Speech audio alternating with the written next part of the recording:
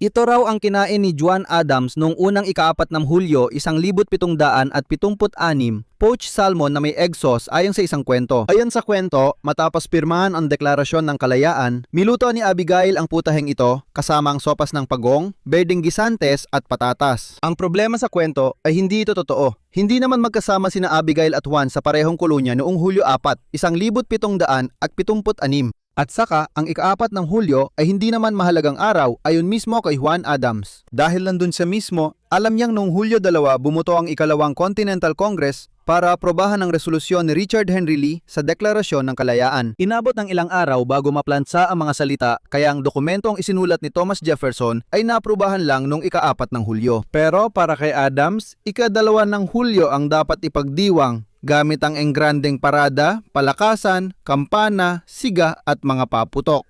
Tama siya sa paraan ng pagdiriwang pero nagkamali siya sa petsa. Kumbinsido siyang araw ng kalayaan ay dapat tuwing Hulyo 2 kaya tinatanggihan niya ang mga imbitasyon sa Hulyo 4 na pagdiriwang sa natitirang buhay niya. Kaya tayak na nainis siya na hindi siya namatay noong Hulyo 2 kundi Hulyo 4, 1826